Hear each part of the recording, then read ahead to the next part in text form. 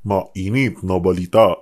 Sinabi ko na rin na perhaps the Quadcom committee is not only after an aid of legislation but also in aid of prosecution. Kasi Senator Ronald Bato de la Rosa says the Senate will launch its own investigation into the war on drugs and will invite former President Rodrigo Duterte as resource person.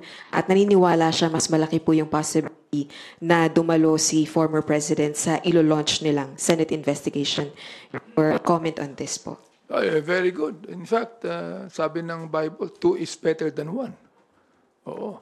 Pero may partner na kami sa Senado when it comes to investigation. Sorry, follow-up lang po dun sa question about Bato, maglo-launch sila ng sarili nilang investigation po and invite si PRRD. Tingin niyo po ba magiging fair si Senator Bato dun po sa magiging pagdinig ng Senado, lalo na siya mismo po yung nadidiin sa issue ng war on drugs? Hindi. Paano niyo pa nasabi, sir? So I would think that he would be more biased than actually balanced in that hearing.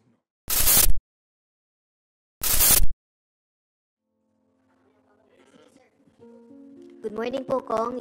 UNTV po, Rose Cos. Good morning. Good morning po.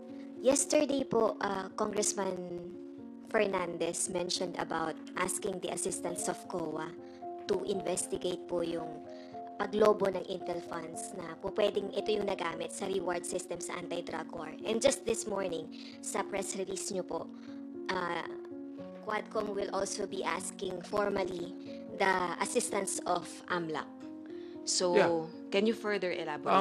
Ang talagang nais namin is, Follow the money trail. No? We'd like to find out who the mastermind is. No? Unang-una, the Quadcom actually is not accusing anyone. We're not accusing the former president. We're not accusing even Senator Bato or Senator Bongo. No?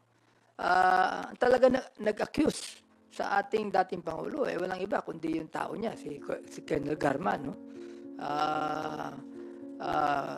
Kami lang naman, we're just investigating in aid of legislation. Nag-file na kami ng bill on EJK, no? To pronounce that to be heinous crime. So, ito, tinitin natin maigi kung ano pang mga legislations ang dapat nating gawin tungkol dito. Sinabi ko na rin na perhaps the Quadcom committee is not only after an aid of legislation but also in aid of prosecution. Kasi we're now asking the NBI and the DOJ to start investigating, to start prosecuting whatever evidence says that they could be able to get into. Meron po ba tayong particular na timeline or from Within the term of President Duterte, former President Duterte, yun po yung balak natin na malaman sa AMLAC at saka sa COA. hindi lang po ba Intel funds but also the confidential funds from 2016 to 2022? Yeah, it might be, no? We'd like to find out kung magkano confidential fund na nakuha in the years that the former president was president. Tignan natin maigi kung ito ay meron talagang na-contribute towards the reward system. Yun ang nais natin talaga makita rito.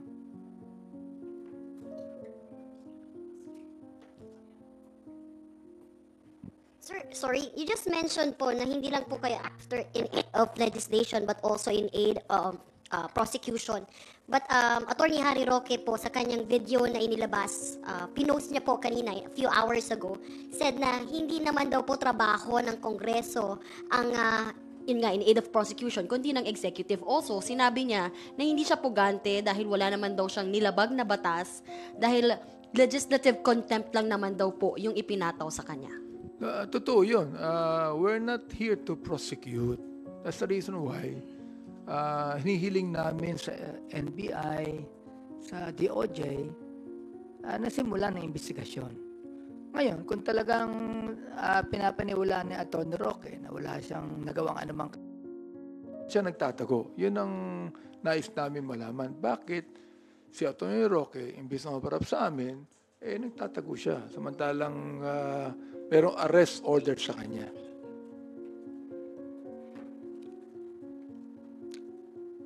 Hi, Sir. Zandro Ochona pa from Billionario. Sir, so aside from the Intel funds, are you looking at other sources of yung funds na ginamit for rewards? Actually, Colonel Espinido made a statement in our first Quadcom hearing na talagang merong reward system. Tinanong namin kung saan ang gagaling ang reward system. At sinabi niya, nanggagaling ito sa mga gambling money. For example, STL. For example, Pogo. Yun ang sinabi niya, no? Now, meron itong connection din naman sa sinabi ni Colonel Garma na talaga mayroong reward system. Although hindi niya talaga tinukoy kung ito ay galing sa STL. Tinukoy lamang niya na mayroong pondo na nakalaan dito, na nagtatago ng pondo nito, things like this. So sir, pwedeng all of the above? Pwedeng Pogo, STL? Pwede. More than one? Yes, pwede. Pwede rin na na kung yan ay talagang operational expenses at tinatawag. Siyempre, that would appear. Mag-a-appear yan sa COA, mag-a-appear yan sa pag-imbestiga doon sa mga intelligence fund and confidential fund na nakalagay ng operational expenses. Ang gusto nating malaman, paano ginamit itong operational expenses na ito? Kasi actually, pag sinabi nating operational expenses, na binibigay bago ang operation. O, hindi binibigay yan after the operation. So it's not actually a post-operational expenses. But before any operation can be done, merong tinatawag nating operational expenses. We understand that. But not the reward for policemen killing another person for that matter. So sir, possible na dirty money yung ginamit for the reward system? It can be possible. Yes. And sir, last na lang on my part. Yung may binabanggit si Colonel Garma na yung COPLAN pala, sir, hindi pala pinapondohan ng PNP. Yung COPLAN po, yung mga planned na operations. Hindi pala siya pinopondohan ng PNP. Nakasanayan na daw on ground na pumupunta yung mga pulis sa mayor. May ganun po. I do not know a lot of things about that. Although, syempre, ang atin namang mga kapulisan, pumupunta yan sa LGU, no? Especially kung talaga meron silang operations. And they would be asking the LGU for help. Okay lang yun eh. Unless otherwise, ang talagang papatay nila, mayor din naman.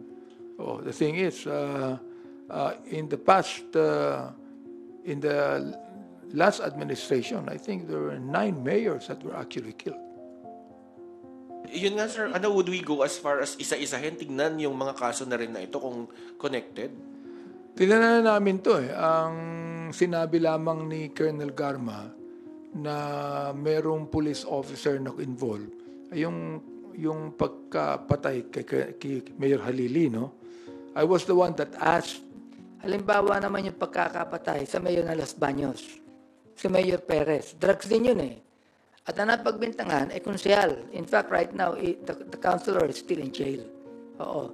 Yung ba, police operation din to. Wala siyang sinabi, hindi niya raw alam yan.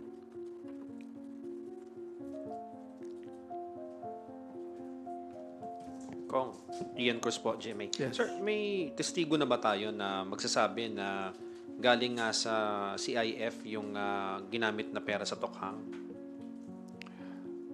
Well, as far as we're concerned, si Garma pa lang talaga ang nagbigay ng statement tungkol dyan, no? Although, tinatanong nila kung gaano katotoo yung statement na yan. Sinabi ko naman na mula kay Colonel Espinido na sinabi niya may reward system, yung napatay na Chinese drug lord sa Davao Penal Colony, na binigyan ng PDL ng tigi 1 milyon. No? In fact, according to the according to the PDL na nag-testify, even Colonel Padilla, na ang sabi nung SPO for Art Narsoles na bawat ulo 1 milyon. So 3 yan, 3 milyon yan. Pero 1 milyon lang ang binigay sa kanila. And yung dalawang PDL, they gave that 1 million to their wives o anak. Ano? So, sa kanila, naloko sila doon. Pangalawa, they were actually promised liberty. No? Tanggalin na yung kaso. But instead of that, they were even charged ng homicide. Ang pangatlo niyan, yung Kibarayuga na yung testimony ni Lieutenant Colonel Santi Mendoza na talagang nagkabayaran. 300,000 ang ibinayad doon sa nakapatay kay Barayuga at siya nga yung inutusan at nakatanggap siya. Sinabi niya nakatanggap siya ng 40,000. And of course, ang pangapat, si Colonel Garma. So, definitely, sa 4 na testimony yan, talagang mayroong reward system. There's no doubt about that. So ano pang kailangang ebidensya? So sir, sa pag-follow ng money trail, anong mga nakikita nyo malaking steps na gagawin ng komite? Well, ang step na gagawin po namin, yung sinabi ni Congressman Dan Fernandez na we will invite COA. And then, of course, also, tatanungin namin yung AMLA tungkol sa palipat-lipat ng perang yan, kung saan nanggaling yan, kung saan napunta yan, kung sino ang nag-spend yan. I would think that AMLA would know about it. Congressman, sa tingin nyo, marami pa bang sasabihin si Colonel Garma? Ang dami na niyang sinabi niya malalaki, pero meron pa ba siyang, sabi nga nila, meron pa bang tayong hinihintay sa kanya? Palagay ko, meron pa eh. Hindi ko pwedeng isiwalat sa lahat sa inyo. Meron pa. In fact, meron nang nagka-come forward sa amin on their own na nagbibigay ng salaysay. We still do not know kung ano yung sinumpiang salaysay yan. In fact, yung affidavit na ginawa ni Garma, nagulat kami lahat kasi binigay sa amin yan. Nagkaka-com hearing na kami. That was given to us. Kaya nagulat kami sa revelation ni Colonel Garma. Si Leonardo po, si NAPOLCOM Commissioner, kailan po siya magsasalita at sa tingin nyo, may malaki din ba siyang papasabugin? Until such time that Colonel Leonardo would submit to us a signed affidavit, doon namin siya isasalang. Doon lamang. We still do not know what the status of his mind is. Pero meron na bang inclination na magtetestimonya siya, kagaya po ni Colonel Garma? Sa aking palagay, sa akin lang, personally, palagay ko meron na eh. We only do not know when that would be, or perhaps in our next hearing, he'll be submitting to us ang kanyang sign na sinumpaang patsalaysay, whatever it might be. Sana, this coming October 22, supposedly, when we have the next hearing, na may sasalang namin si Colonel Leonardo. Congressman, yung mga class 96 at 97 na mga PNPA, meron na bang lumapit sa inyo na sinasabing may nalalaman din po sila? Wala pa naman. Wala pa naman lumalapit sa amin. Ay. Yes.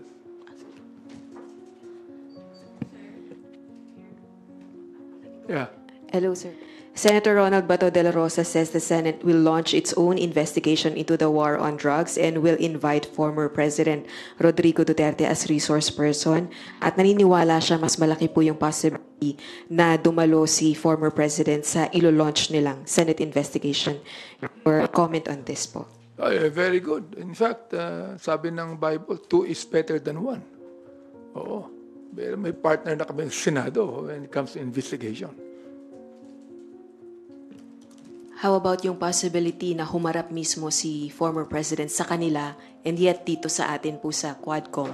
It seems like Yun po, although nagbigay na po ng statement si former President na willing siya na umattend, pero mas malaki yung possibility sa Senate siya humarap. Well, it might be. It's up to him actually. Although in-indicate na niya na haharap siya if he's invited. No? So, sa amin, okay na okay yun eh. Hopefully, he will come and clear the air and say what he would like to say. You mentioned earlier, Kong, na next hearing, EJK ulit yung topic. Are we not going to formally invite the former president to finally face the Quadcom amidst these allegations po against the war on drugs? We will still talk about if we are going to have the EJK or the POGO or the drugs about it. But definitely we're going to invite the president. I do not know when, no? Sa akin, if we're going to invite the former president, hindi muna namin iimbitahin ng maraming mga iniimbita namin, no? So that he could be able to freely say his piece. Mahirap naman kung napakaraming iimbitahan namin and then maghihintay siya ng matagal. We do not want that to happen. Sorry, sir. Pero hindi ho ba maaapektuhan yung pong inyong investigation na ginagawa kung sa Senate siya unang humarap dahil 8 public hearing na po yung Quadcom and palagi pong nadadrag yung pong si former President Duterte? Hindi naman siguro sapagkat malalaman naman namin kung ano nga sabihin niya sa Senado. Whatever he will say, no, babantayan namin maigi yan.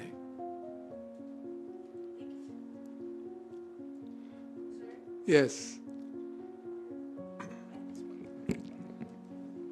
Sorry. Good morning po. Lianes Capante, GMA News Online. I asked Secretary Panelo yesterday about po yung plano ng Quadcom to investigate the possible use of Intel fund to fund the reward system. Yes. In killing drug suspects. Ang sabi niya, one cannot launch a successful war on drugs without effective legal strategy, which necessarily will involve funding from the government. Police operations must be sufficiently financed for effective enforcement of the laws against drug trafficking. But he did not mention flat out na we did not use the Intel Fund. Wala siyang ganong statement na categorical. Do you think, how do you find that statement? Is that statement, lack of categorical statement, just confirms what the others have testified po sa Quadcom? Yeah, I respect his own legal opinion on that. No? Marami naman siguro mga legal opinions ng iba't ibang abogado. No? That is own legal opinion.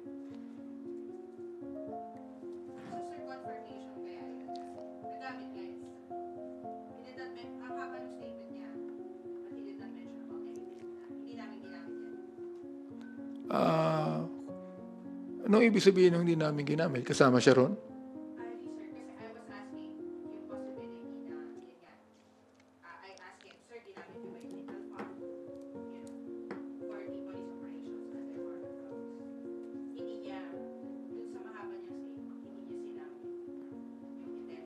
Palagay ko, it will depend upon our investigation. Sir, sorry. Follow-up lang po dun sa question about Bato. Maglo-launch sila ng sarili nilang investigation po and invite si PRRD. Tingin niyo po ba magiging fair si Senator Bato dun po sa magiging pagdinig ng Senado, lalo na siya mismo po yung nadidiin sa issue ng war on drugs? Hindi. Paano niyo pa nasabi, sir? Well, you know, the thing is, he became the Director General of the Philippine National Police during the time of the former president. No? But just imagine, he was only a Brigadier General all of a sudden. Nagdagdagan siya ng star, no? Naging Major General siya and naging Director General. So I would think that he would be more biased than actually balanced in that hearing. No? Sir, how about po yung mga narco generals? Are you going to invite them? Wala po kasing na-file na case at wala din pong nailutang na evidence. Na-brand po sila dahil close sila sa isang presidential candidate kay former DILG Secretary Marojas na identified doon sa Novotel, sinabi na pong narco-generals agad.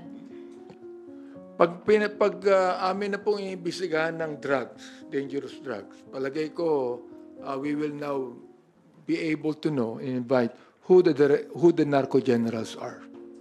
At this point in time, hindi pa masyado naming pinag-uukulan ng pansin yan.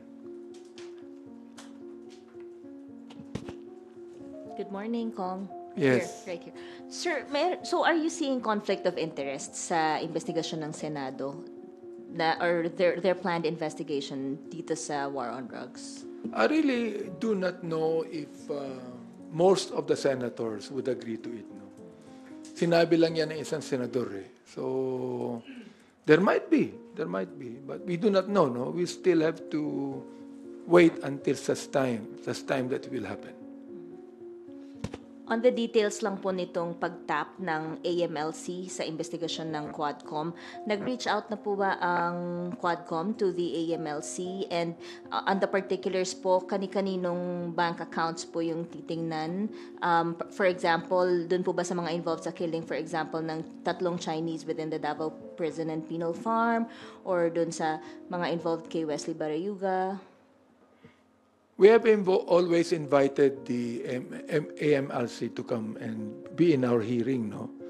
Because of the POGO, o yung money trail ng POGO. Hindi pa namin sila natatanong kung yung money trail that happened in the EJK operations. Ngayon pa lang.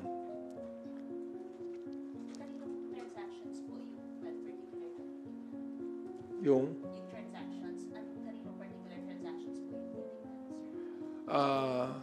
on the revelation, on the basis of the revelation of Colonel Garma.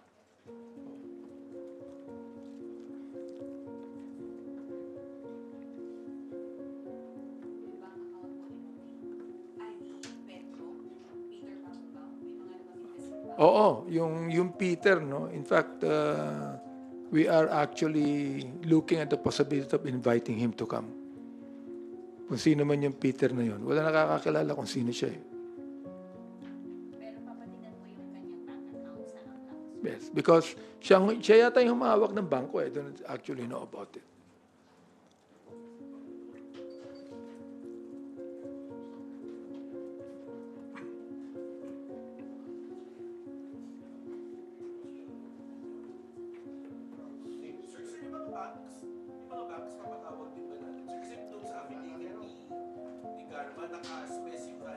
Banks may mga banks po na specify dun sa affidavit. Papatawag din po ba natin sila? Hindi yata na-specify ni Garma kung anong bangko. Pero sinabi niya na mayroong bangko. So we're gonna find out kung anong bangko yan. Pag nakita namin, nalaman namin kung anong bangko talaga yan, well, of course, papatawag po namin yan.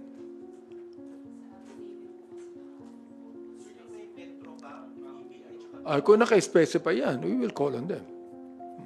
Definitely. You don't see naman na magiging hurdle yung bank secrecy?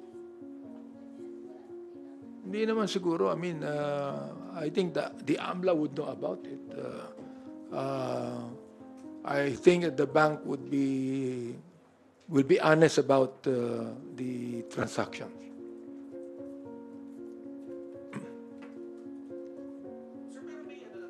May kasi sir, even yung sa Intel funds, parang hindi pa talaga concrete yung what we know right now. Sa tingin niyo sir, in the next hearing, malilink na yung possible sources na STL, POGO, and yung Intel funds? Sa tingin niyo mabubuksan na po doon o medyo... In our hearing, there'll be no let up. No? Ibig sabihin, talagang hindi lang namin tatapusin ito. But we will do everything we can to let the people know kung talagang ano nangyari dyan. Kasi sinimulan na namin eh. And of course, this is about politics. No? The thing is, we would like the people to know na talagang kami gagawin namin na lahat para ma-expose lahat itong mga shenanigans na ito, ma-expose lahat itong mga illegal na gawain ito.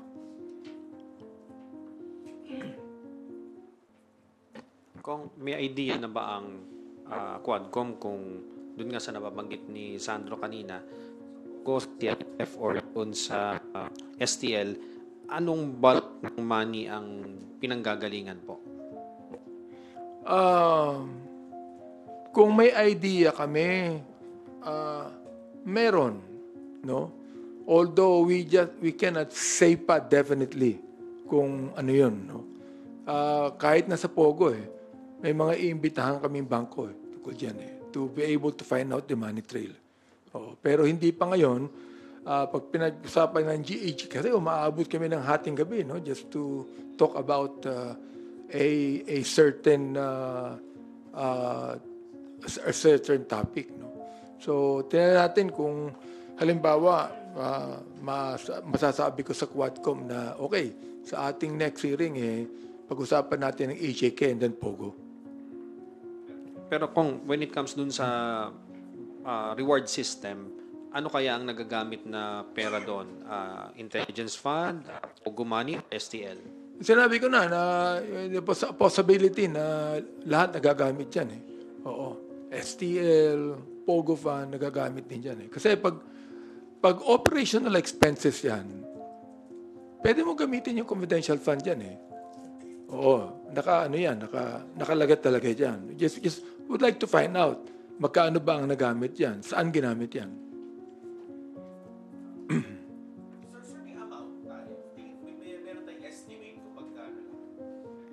Wala pa wala pa kaming estimate kung magkano. Ang inaano namin ganito kasi sinabi ni Garma, tiered yan 3 level yan ano?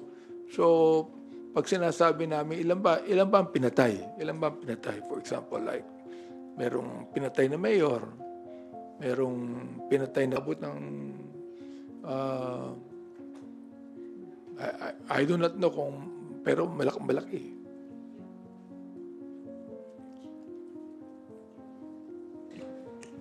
Hi Sir, Mela from PTV po. Sir, yung dalawang bills na final ng Quad Committee Chairman, kailan po kaya masusunod? Kasi nababanggit nyo sa mga pagdinig, marami kayong inaay na panukalang batas na ihain mula dun sa mga natutuklasan nyo sa mga pagdinig. Kailan po kaya yung susunod na magiging paghain ng mga panukala ng Quadcom? At ano-ano yung mga susunod pang panukala na ihahain pa natin mula dun sa mga naungkat natin sa investigasyon? Pinag-aaral na namin yung pangatlong batas on the espionage bill.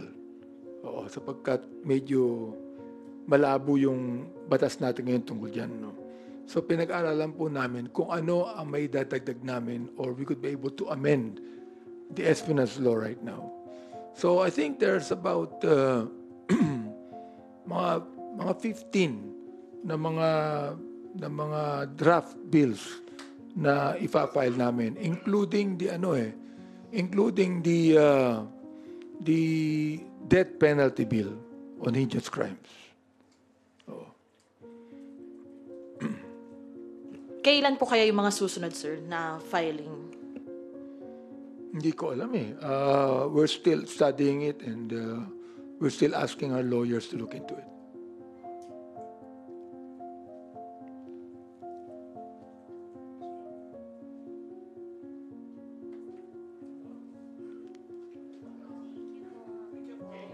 Salamat. Can I just say something? Gusto ko lang magpasalamat po sa ating mga kababayan that are kasi marami ko nakakausap na napupuyat sila na pinapanood tong Quadcom hearing. And I just would like to thank them for the interest na meron sila na malaman ang nangyayari sa ating bayan. Maraming salamat po sa mga taga-suporta ng Quadcom at makakaasa po kayo. We'll do everything we can for our own country, para po sa ating bayan. Maraming salamat po sa inyo lahat.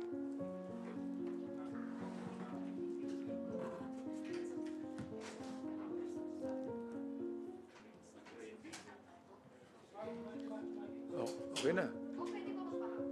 Sige.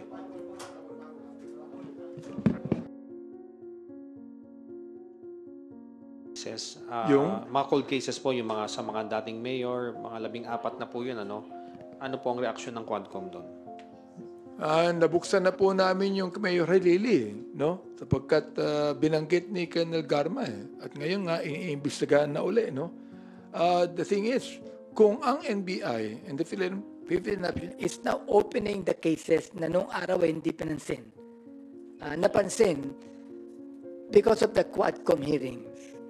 Baka meron pa kaming bubuksan na ilang mga nangyari mga injustices na dapat malaman ng taong bayan at dapat buksan uli. Oo. Sapagkat ito hindi na napag-usapan. No? We would like all of those cases that we feel are injustices, we feel na hindi nagkaroon ng due process, na mabuksan uli po ito at maimbestigahan. Sir, last na lang, tingin niyo po ba dapat na po tayo ulit mag-rejoin ang Pilipinas sa ICC?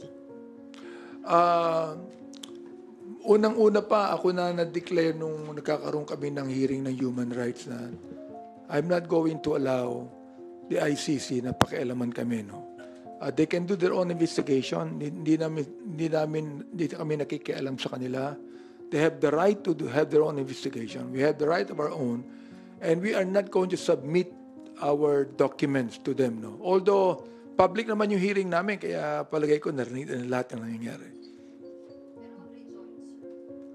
I don't think